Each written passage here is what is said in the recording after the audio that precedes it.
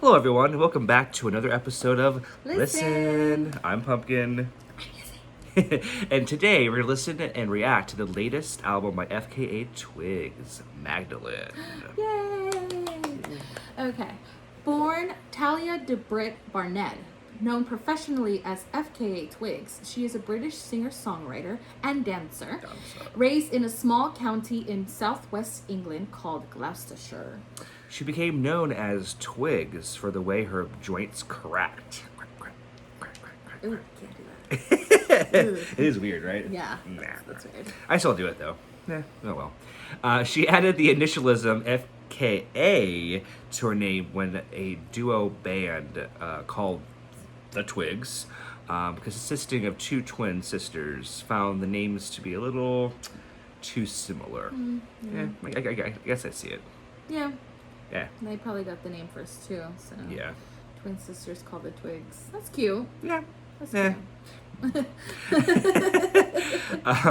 Several sources claimed that the FKA stands for formerly known as, but FKA Twigs has debunked that and has said in multiple interviews that the letters actually don't stand for anything in particular.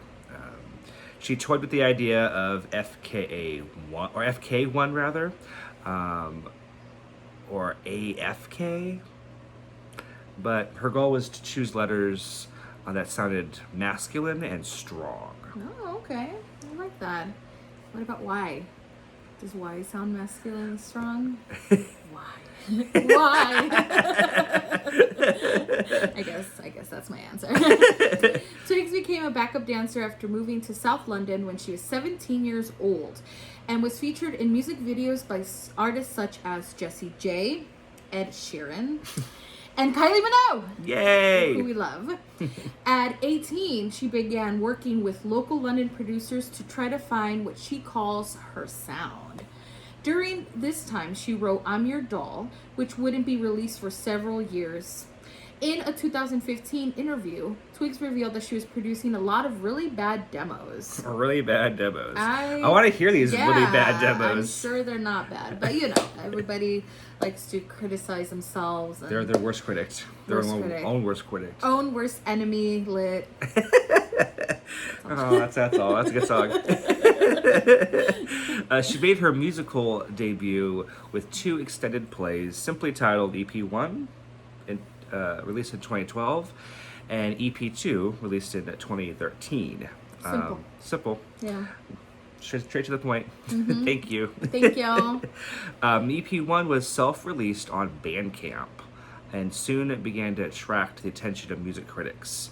It was described as UK's best example to date of ethereal, twisted R&B. That's awesome. That's a nice compliment. It really is. I like that. I like that. EP2 was released through the Young Turks record label and was co-produced by Twigs as well as Arca, who more recently has some production creds for Bjork's most recent releases. Wow, that's big.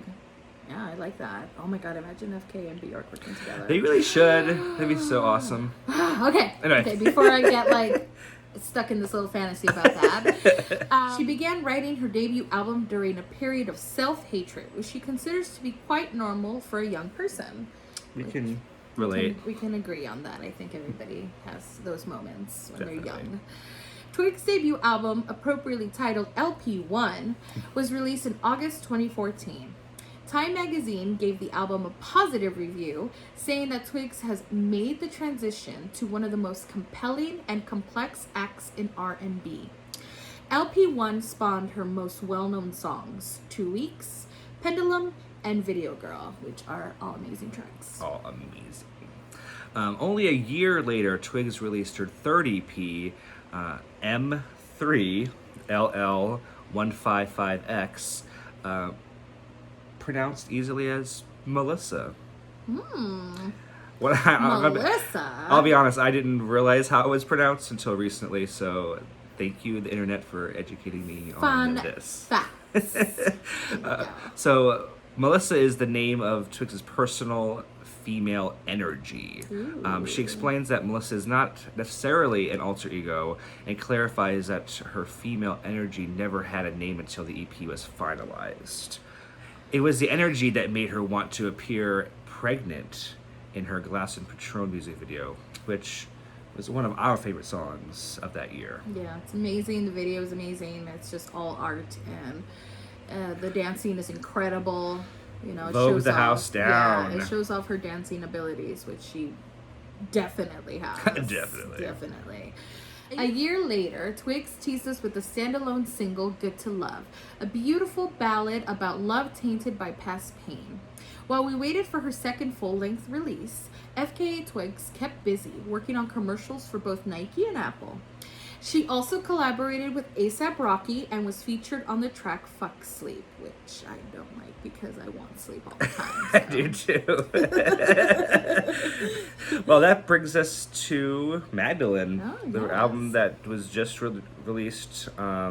It was written and produced by both Twigs with major contributions from Nicholas Jar. Yes, so we couldn't be more excited to be listening to this album. And without further ado, let's listen to the first track called Thousand Eyes. Here we go. Very ethereal. Very beautiful. Very beautiful. Shows off her voice, her beautiful vocal range. It's almost very like choir church-like too. Mm-hmm. We'll go to this church. Okay. The Church of FKA. Okay. They're looking at me. I don't want them to look at me. Don't look at me. Don't look at me. Christina. Yeah.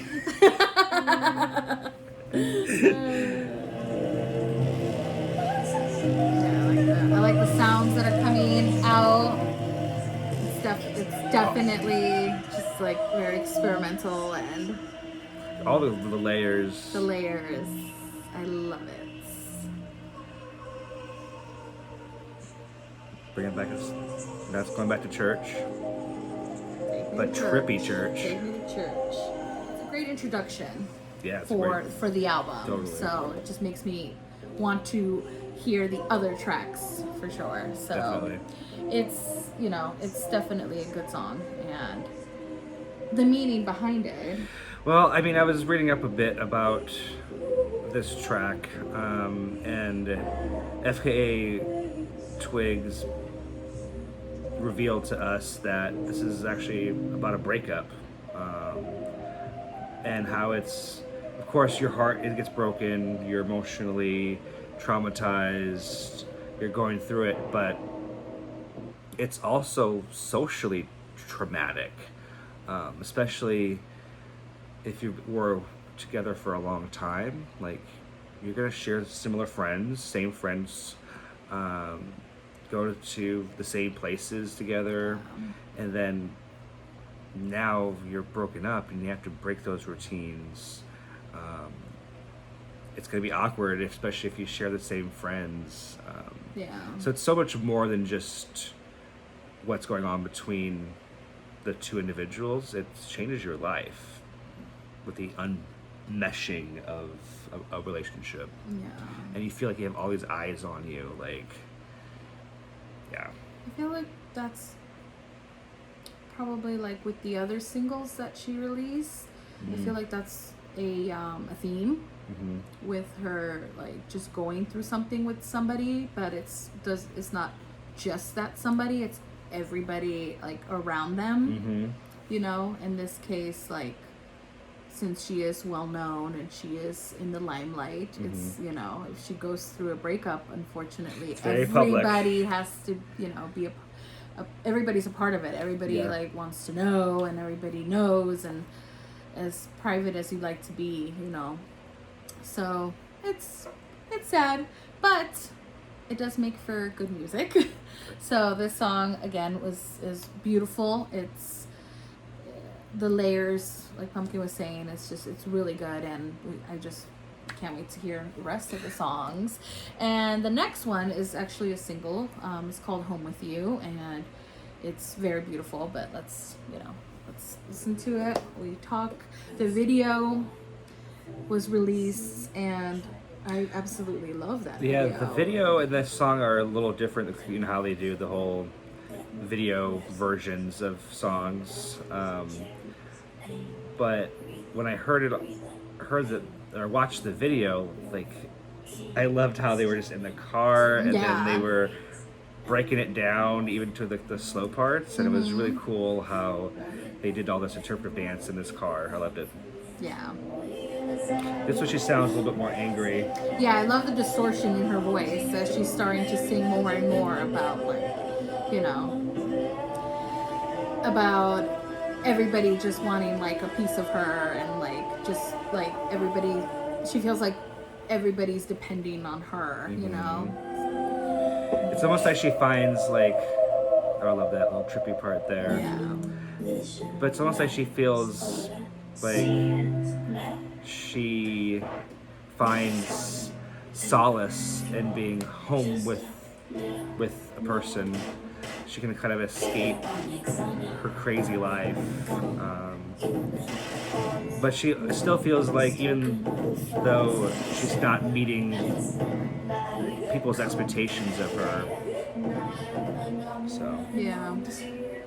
it's It's almost like with this person, she can be like herself. Yeah. She can be like, she doesn't have to be like this superstar, you know, and she can just be, you know, do just chill things and not have to impress, you know, and she can be vulnerable and with this person. So yeah, you know, it's like, it's bittersweet because it's just like she's like angry in a way, but then she's also kind of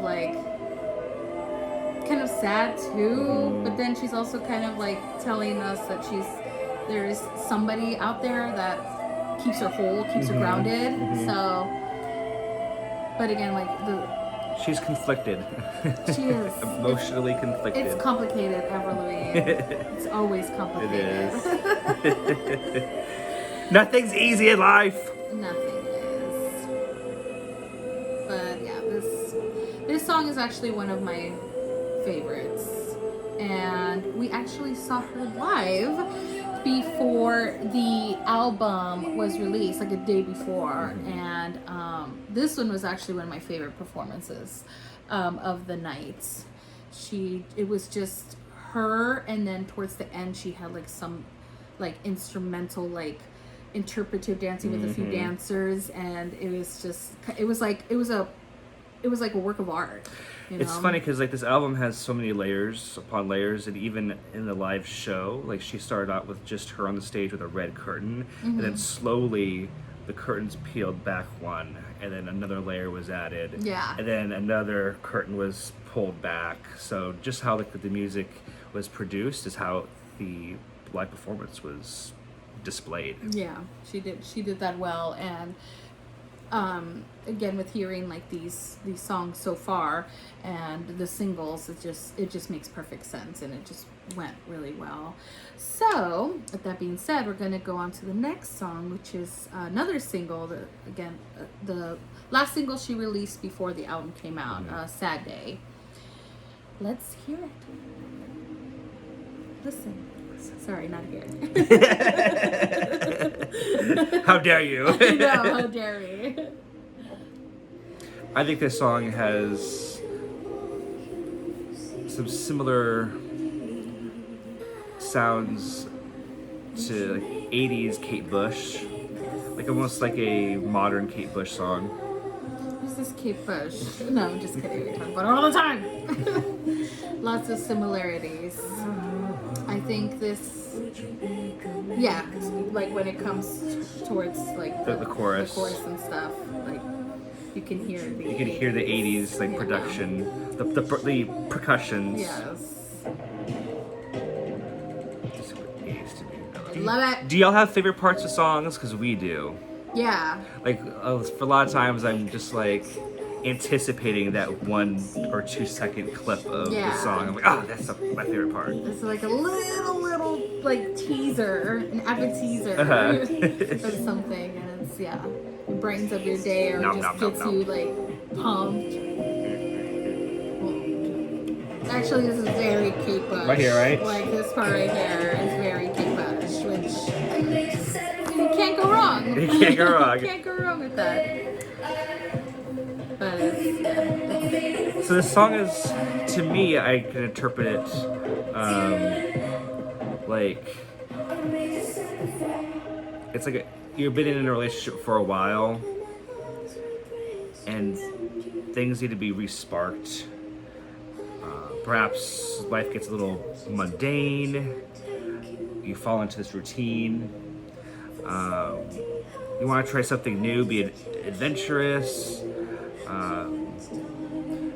This also could be sort of like maybe it's the end of almost the end of the relationship. You may have hurt the person, and FKA Twigs wants to try again. Like, let's make it work. again, with what FKA Twigs has gone through, she did have surgery at one point as well, you know, and it's just, you know, I feel like this album, and then, you know, relationship issues, I know that she has had those as well, and with two very high profile relationships. Yeah, but we're not gonna name them because it's not about them. It's about her. It's about her.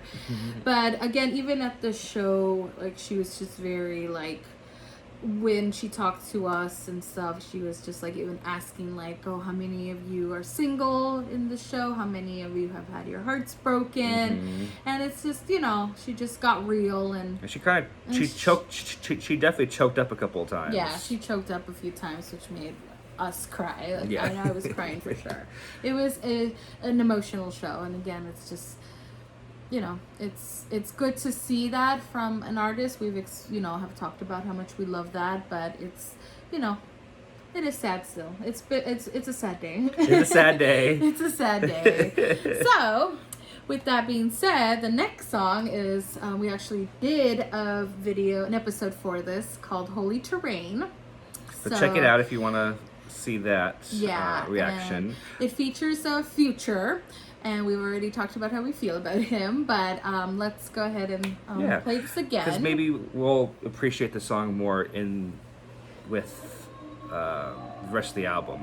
'Cause a lot of times, sometimes when you hear a single for the first time, you're like, you have no reference point. So she did perform us live, and the dancing was amazing. It was lit. It was lit. I used the term of the now. It was lit.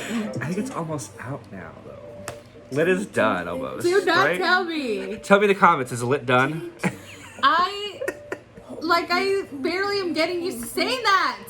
How can that be? I swear. I'm like so. I can't keep up. That's what happens when you get in your 30s. I've had it. Officially.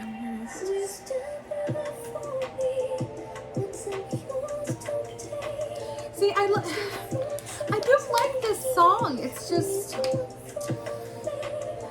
I don't know, like, compared to the other songs we've heard so far, I don't know, I kind of feel like maybe this could have been a standalone single. Yeah. I mean, I know that the what she's singing and what Future's singing is, like, you know, very relevant to the theme of the album. Yeah, has the religious themes, the Magdalene themes, but I don't know. It's just, I still think, I've said it again in the past video, it's the beat. It's a good beat, but it's just, I don't know. Maybe, I do like that she shifted. Yeah. It's, you know, it's common for a bunch of artists to do that, but I don't know.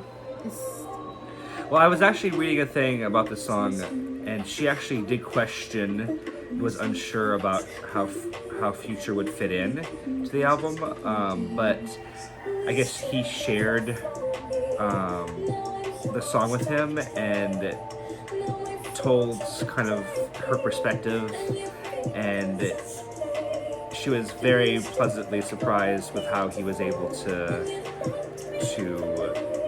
incorporate his verse into the song. It's almost like she knows she's badass. She is the best. She is a goddess. Yeah. And how she kind of needs a partner that won't be intimidated by her, that can handle her, Can but you also handle this? but also be on her level too. Like, I don't know, love her for who she is. Yeah. I think this whole album is kind of a fu to her two most recent high profile relationships. I just feel like this album is not that accessible as far as like being a pop album or being listened to by a large audience. So this was definitely more a song that people could not necessarily relate to, but it's more of a banger for her. Can bump to it. Yeah. Can bump to it. Yeah. But Because it's lit. Because it's lit. But see, I love FKA Twigs because she doesn't necessarily just do a pop song. She doesn't care if it's a bop or not. Like, she does her own thing. She's experimental. She's a true artist. Yeah, in my opinion. So. She is a true artist. Again, she's experimented with that. She got Future to, help her out with that track. And again, it's good to experiment. It's good to do something different. It's just, compared to the other songs. Not our favorite. Not our favorite. So, with that being said, the next song is called Mary Magdalene. So, here we go.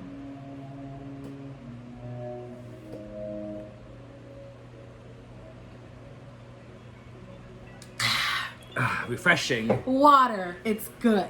Is it holy water? Oh. How dare you? This song to me is almost like Thousand Eyes Part 2. Yes. And I love how this song it incorporates like ancient sounding music, but then it mixes it with modern sounding electronic beats and layers. Yeah. She's really playing with the ancient and the future. I love that. Man, I never realized that. That's amazing. I love like people's interpretations of songs. Because this is like an old school sounding like instrumentation. Yeah. No, it does. It's just I just loved your wording on thank that. you. That was amazing. I thought of it myself. That's a thought. I need some of those. There's so much space in there. Yeah, there's a lot. Let's not talk about that right now. Okay. We're listening to Okay. We're listening. Hear her. Listen. Damn it. It's not too hard to do. It's the patriarchy to bring her down. It's us. It's the Thousand Eyes. It's the Thousand Eyes. We are the problem. But most people are the problem, to be honest. Yeah. Let's be real. No, but this is definitely like obviously has a biblical reference of Mary Magdalene. Oh yeah. So good. Again, that fusion of the ancient and the now is just like so prevalent in the song. Yeah. How women are devalued by the patriarchy, by how men are trying to control lives, especially back in the day. Like all the Magdalene Bible chapters were completely cut because men wanted to hold women down. They wanted to keep them down so they can have control. And this is kind of her way of saying no. No. And breaking free, like kind of what you were just saying. Like she's scared to come out, but then she's like, no, I don't let the patriarchy hold me down. I am my own person. Okay, and I love it. My brain. My brain. Okay, the next song is called Fallen Alien. Alien. Falling. She's definitely more angry in this one. Mm-hmm. She's not crying for this song. You She's cannot pissed. tie her down. You tried, but you failed. And I'm glad you did. mess with her sleep, she'll mess with yours. Shit. She'll kick you down. Okay, out while of the you're bed. sleeping. Out of the bed. That's like a horrible punishment. If you're trying to sleep, somebody kicks you down. Yeah, you have to deserve that. Yes. Come on, aliens. Okay. So for me, like, this song is like she's tired of like hearing or experiencing and taking all the abuse from her lover, and it's bubbling over. She's had it. Rage. But she's being quiet about it. She's not having a conversation with them. Like, they're like in bed together, or they're just not. They're not talking about it. She's like keeping it inside, and it's festering, and she gets angry, and she doesn't know how to, like, for whatever reason, she's not talking to them about it, and she's not getting it out of her system. She's letting it bubble. It's messing up her sleep too. I hate when sleep gets messed up. It's the worst thing ever. I think this is probably one of my favorite songs of the album thus far. I hope it becomes a single. That would be cool. That video would be cool. Yeah, I would love to see a video for that. To be honest, it's kind of a strange song, and I yes, I like how weird it sounds. Mm-hmm. It's FKA Twigs, like that's her style. Like she, shows off her vocals, but again she sounds angry. Mm-hmm. She sounds like heartbroken. All she's at the fed same up. time. She just sounds like she's just tired of all your bull crap. Okay. So yeah, this song is just really good, and I want a video. I want a video now, but FKA Twigs, you do you. So okay. it's just like a plea, not a demand. We're begging.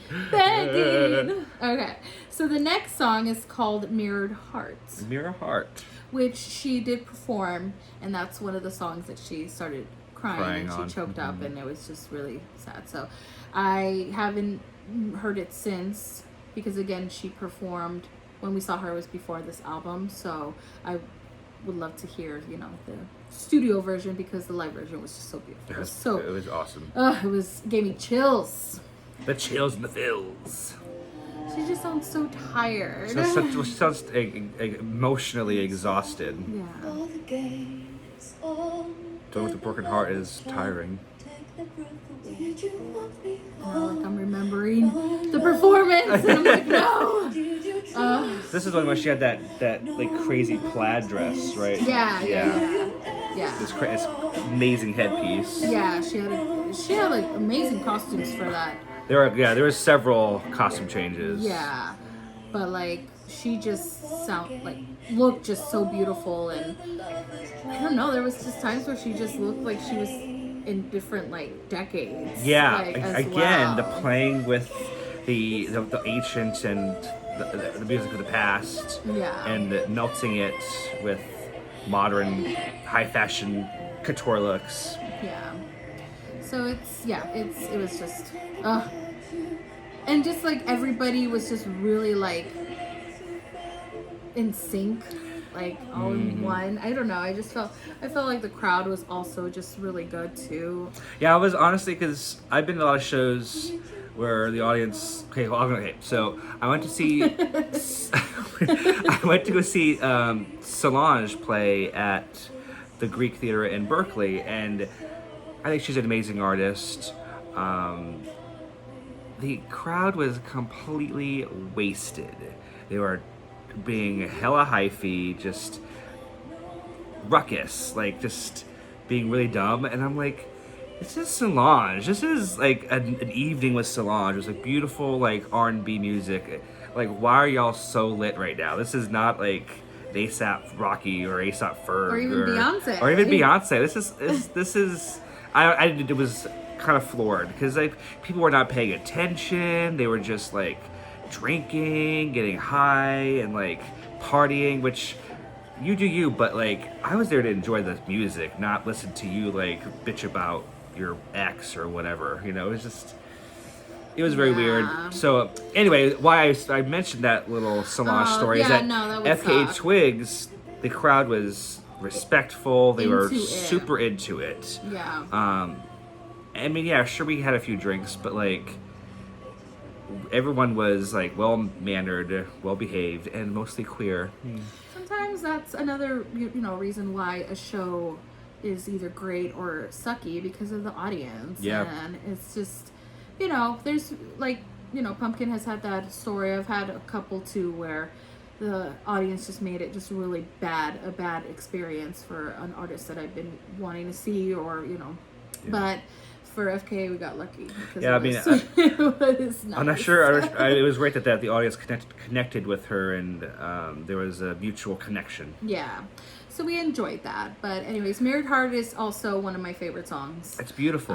It's just beautiful. It's just heartbreaking because you feel her pain, and well, it's like the pain of like, because they say that you love or being in a relationship is a reflection of yourself. It's almost like if you're dating somebody who's mean or bad or just not a nice person, does that make you a bad person? Does that make you mean? Yeah. And it's even more evident if you're alone or not with somebody. Like, what does that mean? Does that mean I don't have anybody to connect with?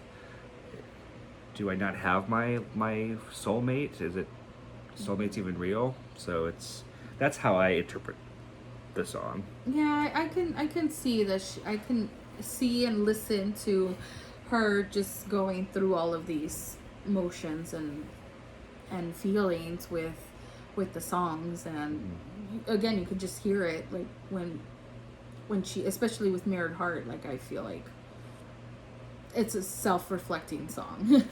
Mirror reflecting. Yeah, mirrored. Yeah, I thought about that on my own. Thank Yes. you. Thank you. Okay, the next song is called "Daybed." Bed. Sleepy time. I just love sleep. Okay, here we go. Oh, possessive is her daybed. It's almost like she's having a problem with her daybed. What kind of problem? Well, like she's depressed. Like I have suffered from depression in my life, and when I get that way, it does sometimes feel hard to leave my place, hard to leave my bed. It's almost like I'm paralyzed. Yeah, I've been there too. Yeah. So it doesn't necessarily remind me sonically of this song, but content-wise, it definitely seems similar to a song by Tori Amos called "Icicle," which is all about masturbation. This song is also about being depressed, trying to remember how good it feels to be with somebody that you're not with right now. Being able to feel yourself, touching my hand, Britney Spears. Finally having that release, that being able to orgasm. But then after you've had that moment, that euphoric moment, reality sets back in. You're reminded how alone you are, that you're just sitting in your daybed by yourself. So. Oh man, I really like the simplicity of this song.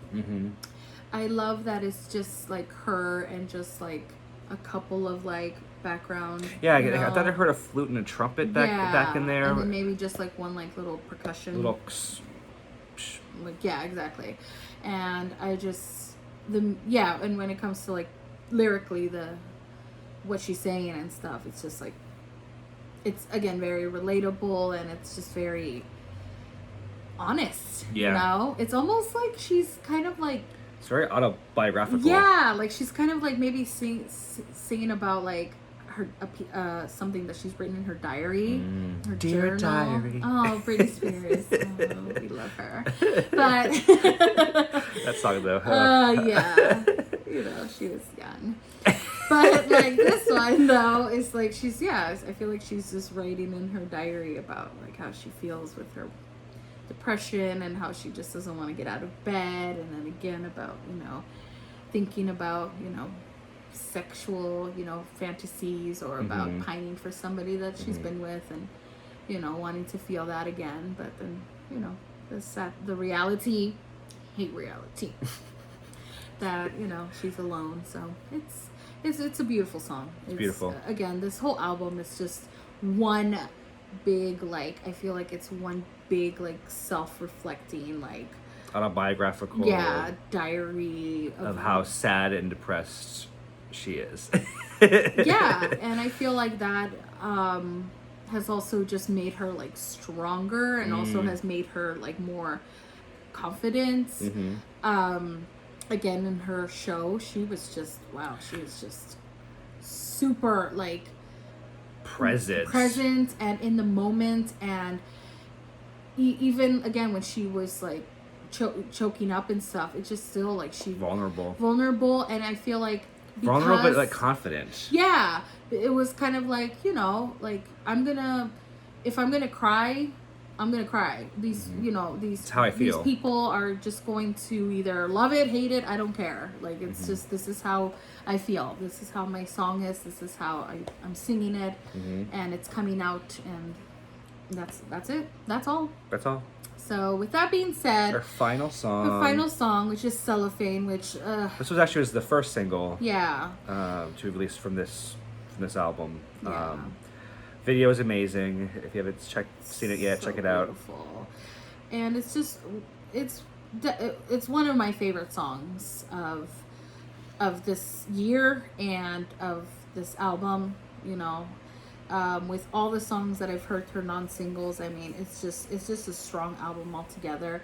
But I love that she ended with Cellophane, her first single, because I feel like it ties everything all together. And it was also the final song when we saw her perform live as well. Yes, it was. Oh, it was. That beautiful. was, oh my God, heart-wrenching. Everybody, I think you could hear. So you can hear all that. So okay, so we're gonna close it down with the beautiful Cellophane. Like, I'm just thinking about like the video right now when she's basically like kind of spiraling down. Yeah. So it's kind of like that metaphor of when she's just singing right now. Why won't you do it for me? And she's doing everything for this person. Again, one of my all-time favorite songs by FKA. It's just amazing, and it's so raw. It's real. You feel her pain. Vulnerable.